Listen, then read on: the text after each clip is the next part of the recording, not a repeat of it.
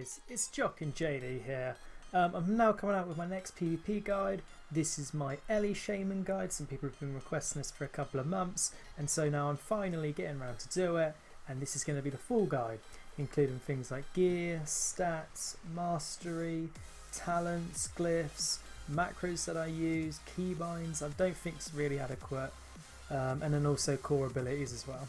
So in reality, since 6.2, Ellie Shamans haven't changed. They haven't really changed the whole expansion. They've been kind of terrible. They're right now a tier 2 class. The classes you really see Ellie in is Thunder and also Mage, Ellie, Resto Druid. Outside of that, they're not really in any other kind of classes, in any comp, sorry. So that's kind of all you're limited to. They're good in BGs. They're great in 5s because of Earthquake and the amount of flame shocks you can spread, and Lava Burst just going off all the time proccing. And in 3s they're quite good. They've got some comps in 2, such as Ellie Mage. No, so that's terrible. Ellie Resto Druid, Ellie H Pally. You could do Ellie Disc as well. But yeah, so anyway, let's go straight into it. Let's first talk about gear and stats. So the stats for an Elemental Shaman are haste, versatility, about the same importance, multi-strike, mastery equals crit, mastery just a bit better than crit, and that's it. So really, of all the gear that you can get for an Elemental Shaman, you want to be stacking as much haste and versatility. They're so close that some Shamans stack more haste and some Shamans stack more versatility. So really those are the main 2 stats. There's really nothing else afterwards. Elemental Shamans have the best multi-strike in the game and also have the best benefits from multi-strike because they originally, going back into MOP, they were the multi-strike classes because their spells had a chance to proc another spell. It didn't do full double damage, but it did a big amount of damage the second time. Sorry for the hiccup. And so yeah, so let's get straight into the gear. I'm currently 708 out of 710, but all the pieces here are correct. They're quite min-maxed, and all you can really do is just copy this. I'll link an armory below if you want to look at the gearing or anything like that afterwards, if you want to just double check anything. So straight away with the headpiece, you want the Warmonger's Gladiator Ringmail Helm, 710, the Haste Mastery tier piece.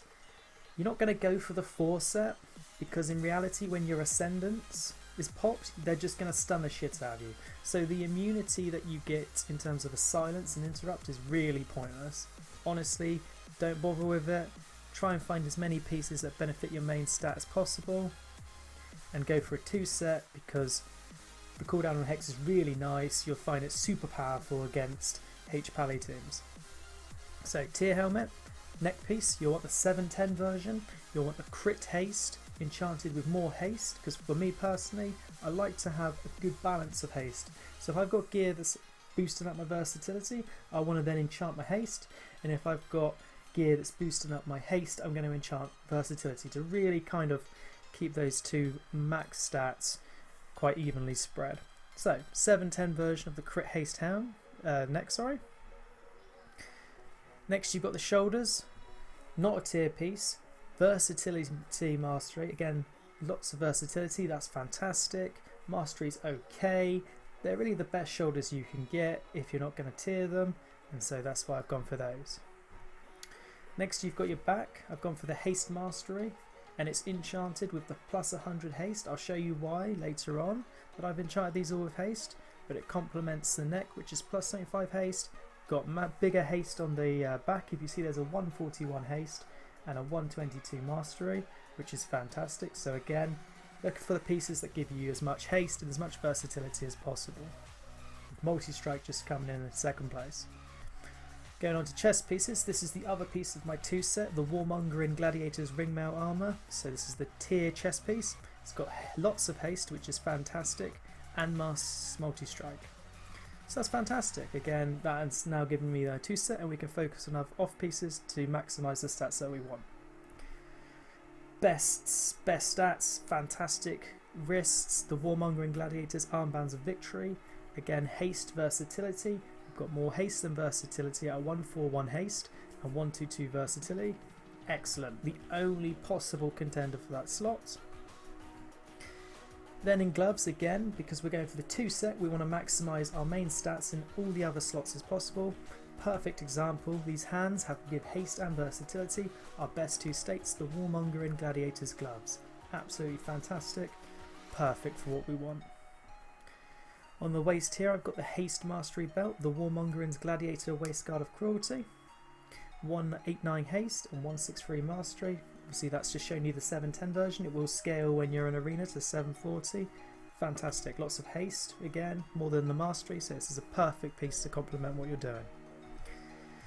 Legs here, we've got the Warmonger in Gladiator's leggings, versatility mastery, lots of versatility, mastery is an okay stat, that's fine, fantastic. Feet, the Warmonger in Gladiator's foot guards of prowess, what can I say? Haste on there and multi-strike, good 2 stats, more haste than multi-strike, fantastic for what you want to do, that's it. 2 rings, I've gone for the 700 version and the 710 version because these both give good amounts of haste. And really, the next stat off, which is the multi-strike, is okay. It's acceptable for the stats that you're trying to go. Again, once haste equals versatility, then multi-strike, then the other stats. So really, you don't want the crit haste rings or the mastery haste rings. The haste multi-strike's good, and to be honest, the 700 version of haste multi-strike is better than the 710 crit haste. I found it to do that little extra chance of just getting those extra hits in, does more damage than something critting. Or a very small chance to increase something critting. And plus you're playing normally with a mage, and that obviously gives you a crit buff of 5%, and really having this extra bit here isn't really helpful. Simple, you're not a human, you have to have unfortunately a PvP trinket, so again you can get it with a nice chunk of versatility. You can obviously get a crit one and a stamina, but they are absolutely worthless. You want the Warmonger in Gladiator's Medallion of Adaptation with the plus 875 versatility, 710, goes up to 740 when in arena. Trinkets are interesting because fortunately for me I've got the BIS trinket, so you argue that you could either get the accolade from Ashran with versatility or with haste. Now I haven't got the 710 haste accolade, I've got the 700 one here, and so really the stats are the same. This one's 710 so it goes to 740, whereas this one's 700 and goes to 730. So I'm going to go with the versatility. Plus I find that actually as an early shaman you do get swapped on quite a lot, and so it's always good to be taking less damage. You know, an extra, when it is in the arena, about 420 versatility is really good for the spread pressure, because remember, early shamans aren't really single target, you're complementing the mage or the warrior you play with by adding spread pressure and quick swaps, and I'll be showing you later on the correct rotation in terms of damage. Weapons really simple. You could argue that you could go with the staff because it's got haste mastery, but really you want to have the shield, you know, good armor on the shield, plus it's just the right way for shamans. So crit mastery weapon 710. If you go for a one-hander, these are really those are the stats you can only get. It depends if you have the dagger, the mace, whatever, it's always going to be crit mastery. Enchanted with Mark of the Frostwolf. Now this is personal preference. Normally you'll find that most early shamans will use Mark of the Warsong, so they've got the haste buff when it procs. Me personally, I like the Frostwolf. It's what I used at the beginning of MOP because I found that just that extra multi-strike when it procs could really just finish off an opponent when we swapped and the buff was active, so I've gone for Frostwolf. Truthfully, you should be going for Warsong. Personally, I just like the extra damage that I can do. It's debatable, but you should really be Mark of the Warsong. And shield, well, this is the shield you want. Haste, Might Strike, again, great stats. So yeah, this is the shield you want for when you're playing Elemental, and so that's the gear. Just to round this section off, obviously I'll have a little thing down at the bottom, just a thing, but it is haste equals versatility, which is better than multi-strike, which is better than crit, which is better than mastery.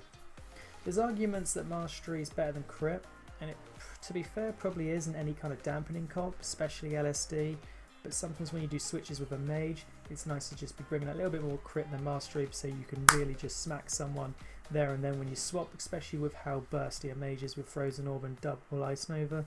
You're really trying to do maximum damage, you know, in a 5-second window, so sometimes crit in that regard scenario is better than mastery. Anyway, that's been this section, and now we're going to the next one. Cheers. Okay guys, next we're going to look over the talents and also the glyph choices that you want to make when you're doing Battlegrounds or Arena.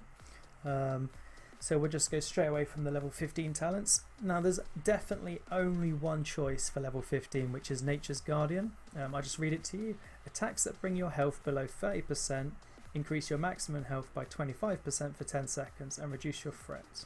We obviously ignore the threat, but what's important is it cannot occur more than every 30 seconds. This is a huge deal. WOD's PvP is very bursty, and so normally they're going to kind of really tunnel someone. So you're always going to have one person going low health. If they decide to go on you, you know, they get you down to 29% HP. Suddenly you get this nice little buff. It brings your HP back up, and they've got to go through. You know, this is really good when you're sham raging every 1 minute, because it will cover you every time, to, you know, to an even bigger extent, which is absolutely fantastic. And normally when you're sham raging, you know that you're going to be bursted on, and so this will complement you. And so by the time you get back to another minute, you should then have Nature's Guardian and Sham Rage again, and just the combination of both those spells do make you really tanky in a burst scenario. Obviously comps like an RMD that just tunnel you, or Ebola or Windwalker DK can kind of go through this, but it's to help your healer out as much as possible. Stone Bulwark Totem is a 1 minute cooldown. It summons an Earth Totem with 5 health at the feet of the caster for 30 seconds, granting the caster a shield absorbing 25,000 damage for 10 seconds and up to an additional 6,000 damage. Totems have been terrible in Warlords of Draenor. They're super easy to kill. I mean, for a minute cooldown, a 24k shield for 10 seconds and an additional 6k shield every 5 seconds is crap. I mean, in reality, that's going to be like 45k's worth of damage over the space of 30 seconds. It's rubbish. It's terrible in the meta, and you would never choose it. Astral Shift. Shift partially into the elemental planes, taking 40% less damage for 6 seconds. This isn't usable while you're stunned, so you would need to use this pre-switch on you. So if you know they're gonna stun you, you need to use this before. You can't use it whilst you're stunned. It just doesn't work. Nature's Guardian is the only choice, and if you want to be competitive in the current meta, you have to take it. So that's the only choice for the level 15 talents playing elemental. At level 30, we've got a few choices here, and I do swap them about. You've got Frozen Power. Your Frost Shock now also roots the target in ice for 5 seconds. This isn't really... You're never really going to use this due to how many root breakers there are. There's so few examples when this would ever be usable in the meta, so we're just going to skip it because you wouldn't use it. Now these two I do switch between depending on who I'm playing with. Earth Grab Totem. Summons an Earth Totem with 5 health at the feet of the caster for 20 seconds. The totem pulses every 5 seconds, rooting all enemies within 10 yards for 5 seconds. Enemies previously rooted by the totem will instead suffer 50% movement speed reduction, replaces Earthbind. So what Earthbind does is it slows everyone within 10 yards. Earth Grab, when you turn it, turns this totem into Earth Grab Totem, and so it roots them in place. This is really good for like countering comps like TSG, where really the other DPS won't assist with the warrior's uptime, so you can actually really stop the warrior with using stuff like this. Again, it can be quite useless because the warrior might talent Blade Storm specifically to keep uptime, and so things like this get ruined. Additionally, with things like Heroic Throw, he can just literally throw his weapon at the totem, kill it, and then it's gone. But it can be an emergency pill. It has uses. I have used it against TSG. It has worked. As I've got up to about 1.8k plus, it's really been quite pointless, but it has moments where it can just save your healer or yourself. So it is definitely considerable, and you should definitely try it out and see what you feel like it's like against melee trains. However, 8 times out of 10, I'm going to be choosing Windwalk Totem. Huge utility. What it does is it summons an air totem with 5 health at the feet of the caster for 6 seconds. granting raid members within 40 yards immunity to movement impairing effects. So what does this mean? Well, it means that if you drop the Windwalk totem, but more importantly your teammates can't be rooted for 6 seconds. This is huge, especially considering the comps you're going to be playing. If you're playing with a warrior, it's so important that he has his uptime on his target. Windwalk does exactly that. Stops him from being rooted, he can connect, get big mortar strikes off unless you're playing with Fury, and again he can do his damage without being peeled with roots. And so it's absolutely fantastic, and I would normally also use this. I mean, against with a mage, it's fair because he probably doesn't need the fact to get out, but your healer might do. And again, this totem allows for great utility across your team because you're always going to be peeling for someone if it's not yourself. So Windwalk totem I use for pretty much everything unless I'm facing a TSG. Okay, the level 45 talents, you've got Call of the Elements, resets the cooldown on all totems with a base cooldown shorter than 3 minutes. You know, things like Tremor, Windwalk, Healing, Stream Totem. Totemic Persistence, summon a second totem of the same element, no longer causes the first totem to be destroyed, may only have one extra totem at a time, and may not be a fire totem. So what that basically means is for example, if we just look in here, so the capacitor totem is an air totem, and if we go over here, grounding totem is an air totem. So what sometimes happens is, and I'm guilty of it myself, is I will try to cap someone, so I'll chuck down a cap totem and it's charging down from 5 seconds, and I'll notice that a clone's going to happen on my healer, and I'll try and ground the clone. And what's happened there is I've stopped the CC on my healer, which is great because I've grounded the clone, but the capacitor was down to like 2 seconds, and I put down another air totem, and so it obviously cancelled the capacitor to put down the grounding. That's really the only scenario, and to be honest, the other two are too powerful. So Totemic Persistence again is a pointless talent, and you'll never use it. You're going to be choosing between Call of the Elements or Totemic Projection. What does Totemic Projection do? Basically it says what it says. 10-second cooldown, relocates your active totems to the specified location. This means, so for example, if I put down my cap totem, there it is charging down there, I can move it and put it next to the DPS and stun the enemies. So if I put it here and they run away, I can literally just move it straight onto them, especially for example if they've just turned and they're charging at my healer, and cap them both. It's great utility, it's fantastic against melee trains. Call of the Elements I would say is better used against a spellcaster cleave such as Mage Boom King, LSD for example, because you're going to basically want to have your tremor up quicker, you're going to want to be able to ground more things, you're probably going to need to put your healing stream down more than its basic cooldown. So Call of the Elements is for me personally against spell cleaves, and I use Totemic Projection against melee cleaves. Over to the level 60 talents. You have Elemental Mastery, a 2-minute cooldown. Elemental Forces empower you with 30% haste for 20 seconds. Not very good. Ancestral Swiftness increases haste by 5% and attack speed by 5%. When activated, your next nature spell with a baseline casting time less than 10 seconds becomes instant. You know, really, you could use this for a healing surge, but it's no purpose to it. What you want to be taking always on the level 60 tier is Echo of the Elements. The following spells and abilities now have 2 charges. Other effects that reset their cooldowns will instead grant 1 full charge. The ability to have 2 lava bursts and be proccing another one allows for Elemental's crazy, unsurprised burst damage. Same with Earthquake. Earthquake has huge utility. It's very defensive and aggressive. Being able to use 2 at once is double the pressure on the DPS, or it's double the peels if they're just basically running over one of your allies. So always go for Echo of the Elements. At level 75, you've got first Rushing Streams. Your healing stream totem now heals 2 targets at once for 15% additional healing. Now I've just been facing a few LSDs on my Shaman, and this has been absolutely fantastic. Does what it says, puts down a healing stream totem, and now it's healing 2 things at once. So it's healing myself, and if you pretend this is one of my allies, and it's healing for 15% more each per tick on both of us. You see it's also affected by multi-strike, and so you'll see in the fact that it sometimes procs another Mighty Strike heal on me. You know, that's again buffed by 15%. It's fantastic for dampening comps, and it's really underestimated, especially if you use the Healing Stream Totem glyph. You know, when your Healing Stream Totem heals an ally, it also reduces their fire, frost and nature damage taken by 10% for 6 seconds. Huge against, for example, Balanced Frost Mage.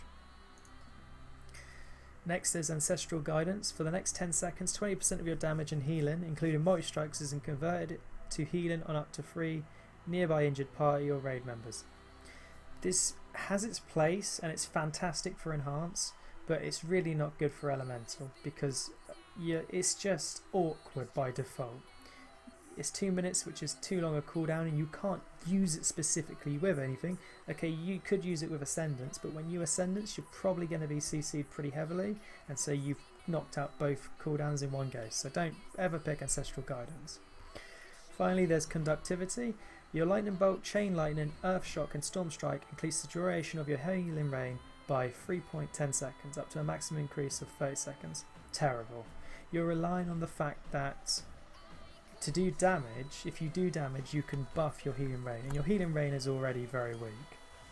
You know, that kind of cast for 10 seconds, it's healing me for, you know, about 2k ticks with Mighty Strike as well. It's terrible. You don't want to, you know, heal it by, or make your Healing Rain last longer by a bit of time, because it's a terrible heal. Okay, let's get to some of the more fun abilities. So at level 90, Unleashed Fury. Empowers your Unleashed Flame, causing it to also increase the damage done with Lightning Bolt by 30 seconds and with Lava Burst by 10% for 10 seconds. Fantastic talent. It's always good when you're when you're calling out a switch and you're going to change to a different target, to pop your Unleashed and make your attacks do more damage. You know, buffing your Lava Burst by 10% each hit and your Lightning Bolt by 30% each hit.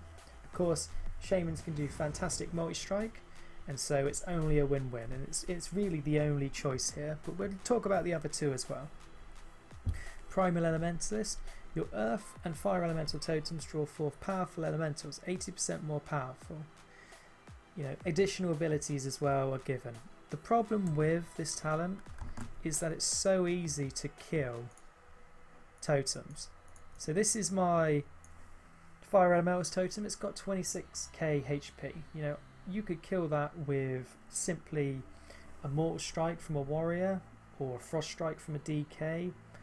In fairness, a Moonfire Dot from a Resto Druid will kill that. So it's just too frail, and if people notice that you've got an Empowered Demon because it is graphically different, they're going to find your totem and instantly kill it, and you've just lost the, you know, the damage rotation from Unleashed Fury and the damage from your Elemental, causing you to do a lot less pressure throughout, you know, the whole game, because the cooldown is 5 minutes, and so it's really not suited for arena or battleground play.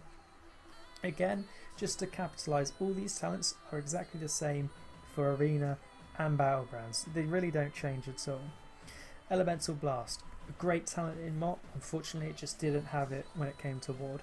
Harness the raw power of the elements, dealing 16,000 elemental damage and increasing your critical strike, haste, mastery or mighty strike by 500 for 8 seconds. It's incredibly awkward to try and get this off, and it's clunky because when you start racking up your flame shock on targets, you're going to just get tons of lava surge procs which proc instant lava bursts. Having this in the mix as well it's just slow. It doesn't do much damage, so 16,000 damage is nothing compared to, well, it's okay, it looks like it's quite powerful, but lava burst will always be a critical strike, so we can by all means test it out. So if I'm in combat, and if I just quickly go over here,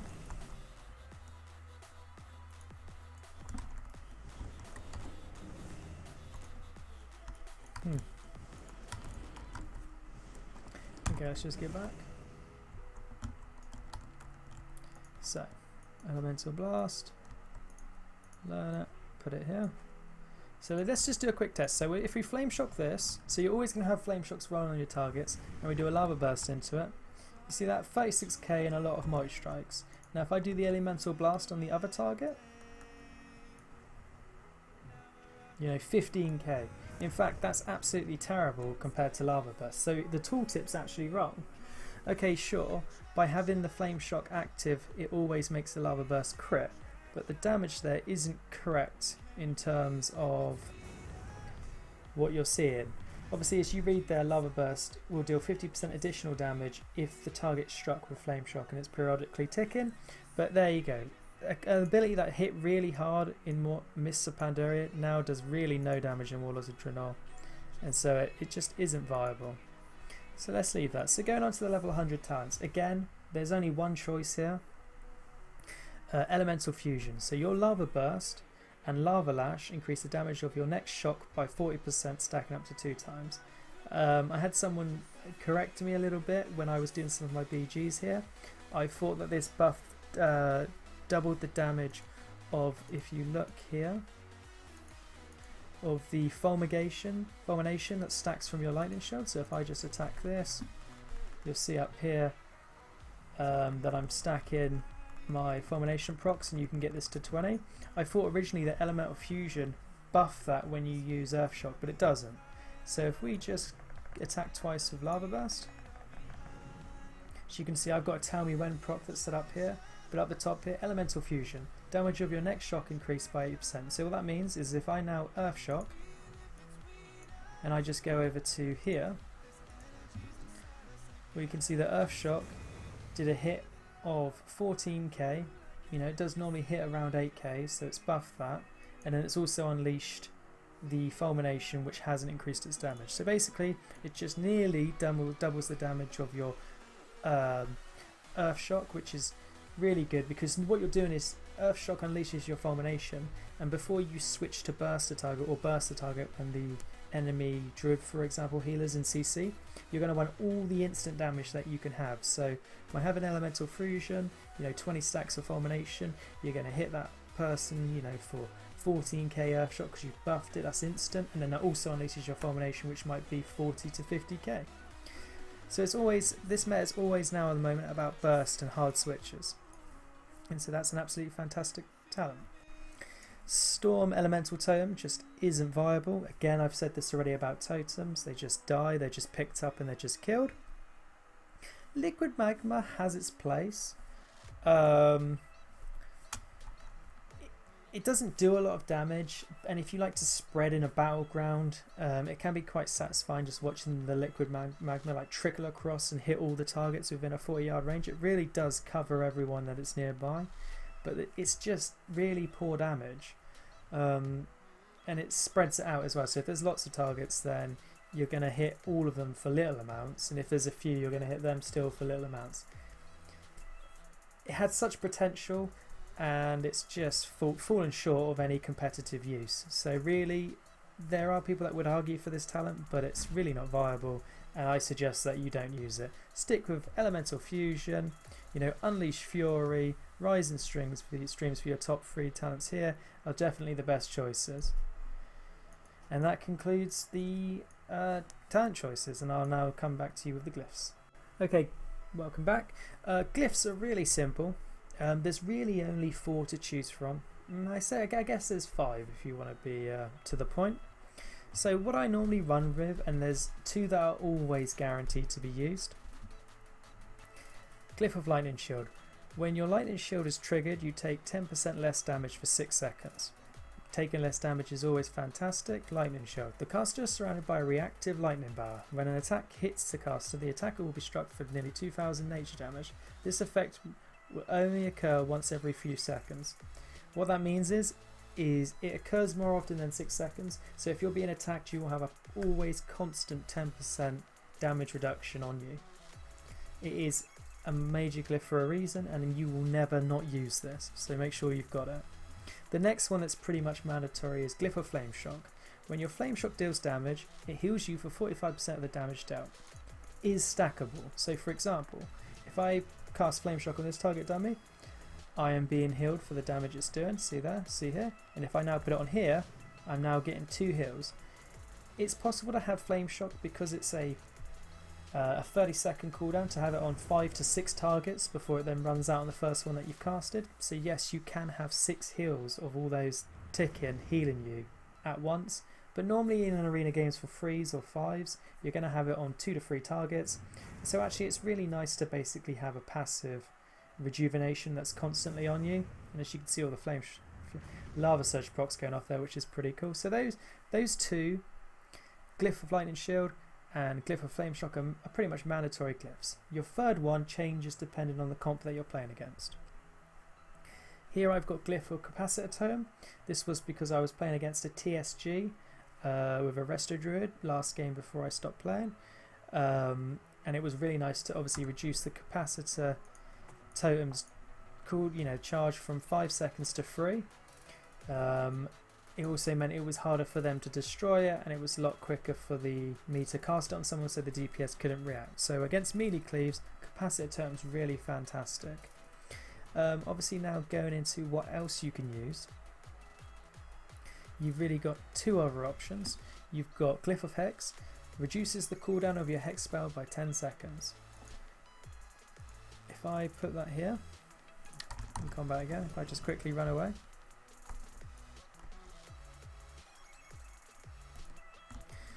So if I go for Glyph of Hex, I just quickly get some totems.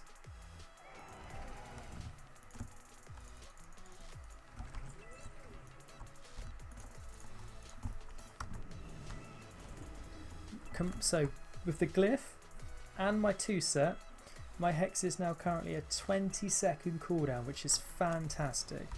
This is so powerful against comps that run with a Holy Paladin and don't have a curse to spell. So for example, this is mandatory against Windwalker DK H-Pala because you will be using it on cooldown against the Windwalker, and it cannot be dispelled. So the Windwalker will sit a full Hex every time, providing he doesn't stop it or it doesn't break to damage. It is the best glyph against Windwalker DK, which is just crushing people at the moment. So Glyph of Hex has many. It can be used against, for example, against Mage, Priest, Druid, just to kind of like help peel. Yeah, Glyph of Hex, absolutely fantastic. Use it against Windwalker DK. Is absolutely perfect. Always against that comp. That becomes the mandatory free against that comp. And finally, Healing Stream Totem. If you're playing against Mage teams, especially Mage, Boom King, H-Pala, when your Healing Stream Totem heals an ally, it also reduces their Fire, Frost and Nature damage taken by 10% for 6 seconds. This is massive. So you can reduce Frost damage and Nature damage all within the duration of Healing Stream, because it will heal them because they're taking damage and they should really be within 40 yards of you. So this is really good against Mage teams.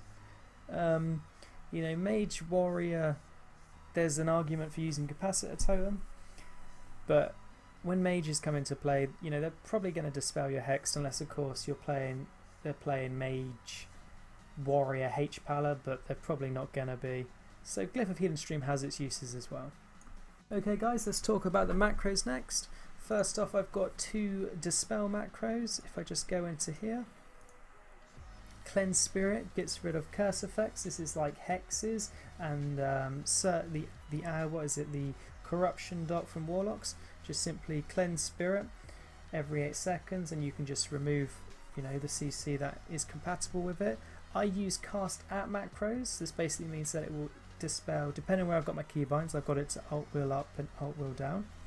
I will either dispel my DPS teammate or my healer teammate by using a /cast brackets at name of teammate close brackets space Cleanse Spirit. It's a forget macro that you don't have to worry about. You just know which one it is, because I've always had Alt up as my teammate and Alt down as my enemy.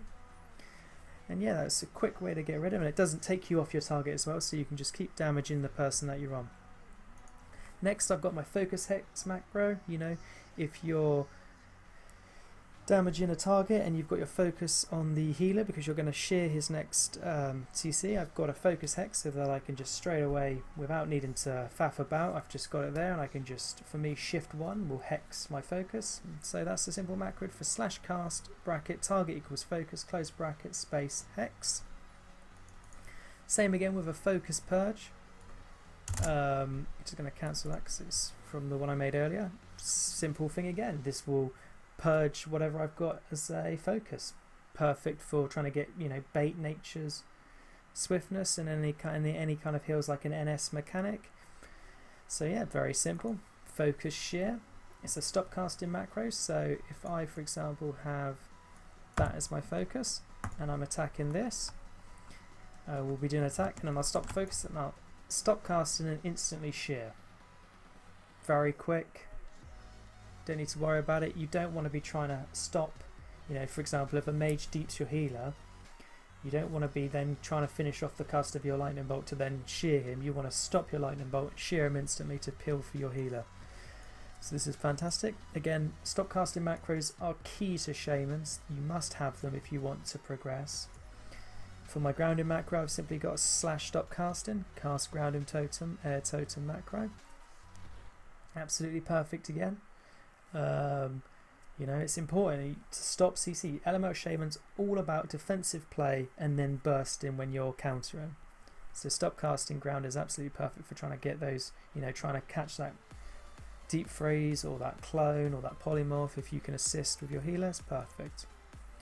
I've got, similar to my dispel macros, I've got 2 healing surge macros. So slash cast brackets at teammate close bracket space healing surge. You know, it's important that I'm not trying to select my targets on my plate frames and then try and manually heal them. It's going to be better to just instantly be able to press these buttons, selects the person I'm trying to heal and starts healing them, because every second counts in arena. And so it's all about maximizing your efficiency, and so these macros are pivotal in getting heals out, clutch heals out to assist when your healers in CC. I don't have many at target 1, 2, 3 macros. I do for shears because they're so important. This one here, however, is my basic shear, and what it does is, if you can see it here, hashtag show tooltip / stop casting. Again, want to stop casting, but this is the next bit. This is a mouse over macro. So for example, if I select this guy but I've got my mouse over here, it shears this target. So if I've got a mouse over, that becomes a default over the target that I've got selected, which is super important, because if you, I mean, I use it kind of like for a dungeon, but if you haven't got your mouse over, it's going to just shear your main target. But if you do have a mouse over, and for example you might want to shear, you might be peeling and you want to shear a gargoyle's attack, for example, just have your mouse hovered over the gargoyle, press this macro, it shears it. It's unlikely, but those possibilities are there, and it allows for clutch plays. After that, I've simply got the shear target 1 arena macro, target 2 arena macro, target arena 3 macro. It's really impossible to keep switching your focus all the time to be able to prevent CC, especially with so many spell cleaves having so much CC. You really just want to have, you know, you're going to have your Gladius, really. You just want to have a 1, 2, 3 shear, and so you can just shear any of them, and then you don't really have to rotate your focus, because you're normally going to have your focus on, for example, if you're playing against a Resto Druid Turbo, really you're going to have your focus on the Resto Druid. So if the Shaman then goes for a Hex, with these you can then, you know, the Shaman's target 2. Suddenly you can instantly just shear him without having a faff about with your focuses. Like I've mentioned already, I've got the mouse over macro to be able to shear him as well, but you know, with Turbo being so cluttered and stuff, sometimes it's just nice to just not be messing about, keep it simple. You know he's target 2 / target 2 shear, and stop that follow-up hex. And that concludes the macros that I use in Arena. And next on to the next subject. Okay, next we're going to be looking at the mastery for this class. Your damaging spells incite the earth around you to come to your aid for 6 seconds, repeatedly dealing 10,000 fire damage to your most recently attacked target. Also increases the damage of your earthquake by 44%. So what that basically means is if we're on this guy and I attack him and do some attacks, you're going to start to see this earth just literally rise out of the ground and start attacking the target that you've last attacked. Remember, that's important. It's what you've last attacked. It says it here. So your most recent. So last person you did damage to, for 6 seconds it will then start to do damage to it. And if you keep attacking the same target, it's going to, after 6 seconds it's going to repeat itself again, and for the next 6 seconds it's going to attack that target. It doesn't swap between targets within the 6 seconds. So you need to remember that, because that is important, because that means what you attacked 5 seconds ago, if you've got damage still rolling on that target, you don't want to do a CC that's not covered or dispels all your damaging effects, because your Earth's going to come up with the ground and still break it. So remember that. Molten Earth's your mastery. It's quite good. It goes quite unnoticed, but you will see the damage of it. It does a fair bit.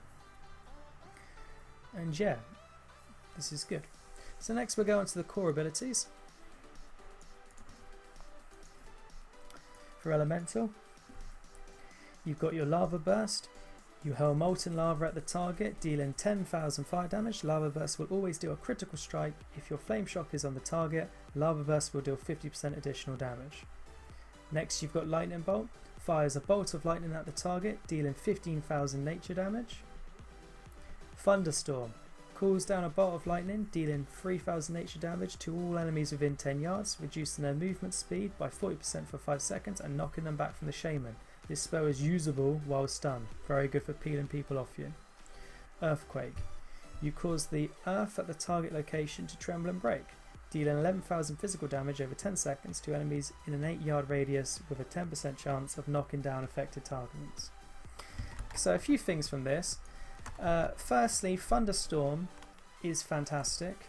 You can use it as a second interrupt after your wind shear. You can use it as a knockback. It's fantastic on arenas like Blade's Edge, Dalaran Sewers, to be able to knock them down off the edges. You know, buy seconds for your healer. If you're on one of these sides of Blade's Edge, so say this is one side and there's the length across to theirs, which is here, you know, and they've basically come up on your side, it's an RMD, you've been cheaped, your mage friend has been cloned, and your druid's been cheap shotted as well into kidney. You can just hit that down and just knock them straight off the edge. Good peels and give your team quick time seconds to recover. So Thunderstorm's absolutely fantastic. Always use it with the ability to mindset to peel. It can be used to interrupt, but really it's a long cooldown and you should be using it to peel unless you're definitely certain that it's going to land to kill chance. Earthquake again is two things. It's a defensive ability, and it's also a very, very powerful ability offensively. What happens is it can be, if you're playing 5s, it becomes a huge source of your damage, because if Chain Lightning hits 3 targets, it doubles the damage of your Earthquake. So in 5s, for example, and in 3s, if you can chain it off 3 people, it will double its damage, and suddenly Earthquake will make a huge amount of damage. Defensively, it's important because, for example, with the amount of melee cleaves running around in Warlords of Draenor, which there is tons, being able to put down an Earthquake for your healer is absolutely amazing. So what does Earthquake do? So we've already spoken about it. So for 10 seconds, so example, 2 DPS are just training your healer around one set area, Earthquake could back to back knock them down. It takes them out of action for about a second. It's completely random, it's a low chance, but you could be smiled by the RNG gods and it could literally knock them over, knock them over, knock them over. So that's 3 seconds of them not being able to do anything. It is crazy damage that you don't realise, because if it's disrupting the damage on your healer and it's doing damage to them and it's RNG, it's just uncertainty behind it. It can be absolutely pointless, but if you watch really great Shaman streamers and players such as Zepar, you'll see that he is using it all the time to peel and to do damage if he can chain it off, for example, 2 DPS and a pet that's with them. It really is understated, and I implore you to find out and learn how to best use Earthquake, because it is massive in 5s and 3s. Never ever dismay it. So yeah, so okay. The next question is how to do damage as an Elemental Shaman. Really, it's all about just stacking up your fulmination procs, you know, getting your flame shock on as many targets as possible. Now, obviously you want to be firing off your lava bursts. You don't really want to be capping too much on 2 charges, but there's an art to maximising your damage, okay? What you want to be is in a position where you are casting a lava burst, and then a lava burst proc becomes active whilst you're casting it. Because what you basically do is then you'll then press your lava burst. When the first lava burst is casted, you'll then quickly press it again, and it will fire off 2 lava bursts at the same time. Each are retrospective, meaning that the first one could multi-strike, and the second one that you've just instantly launched after could multi-strike.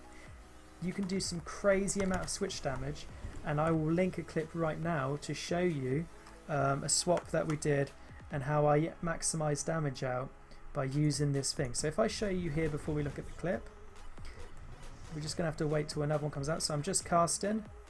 Okay, didn't get a proc. Casting. Didn't get a proc. Casting. Just waiting for it to proc. Okay, let's just get, because you're going to have lava shock on a few targets. So here we go here. So 1, 2, instantly after it. So you see that? 36k and then 36k instantly afterwards, whilst all of those were doing multi-strike procs along with Molten Earth. So that's the important thing. You want to be in a position where you lava burst, you get a proc lava burst whilst you lava burst, and you let off both at the same time, and that's what does the big unexpected damage for elemental shamans. If you can unleash flame beforehand, if you look down here, unleashes the elemental forces of flame, increase the next damage dealt by your shaman's next fire spell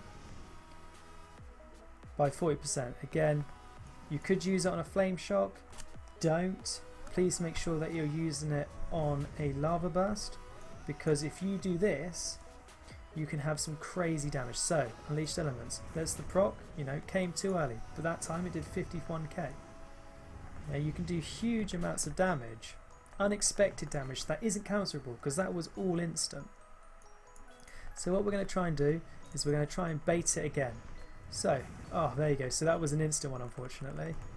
But you just want to be basically unleashing it all very quickly, just doing max damage. And that's the basics. And as I promised, here's the clip now where I show you the swap. Go DK. All right. Going a bit DK. Freedom. Anti-magic shell. Fucking hell, DK's just dead. Shell down. Lock that hill, lock that hill, lock the hill. Nice. Pretty good, hey? So yeah, exactly. So it does do a lot of damage, and people really underestimate that. So you want to be, you know, you're never going to always have it, but you want to unleash and then start to cast. Hope that you get a proc, because if you unleash, cast a lightning lava burst, and then you get a proc whilst you're casting and release both at the same time, you can do, well, you can do like 200k's worth of damage, and it's all little chunks with multi-strike attached, Molten Earth attached to it from your mastery, and people don't realise how much damage it does. But yes, that's it. If you've got any questions, please let me know down below. Again, I'm quite new to making guides, so I hope this has been helpful for some of you.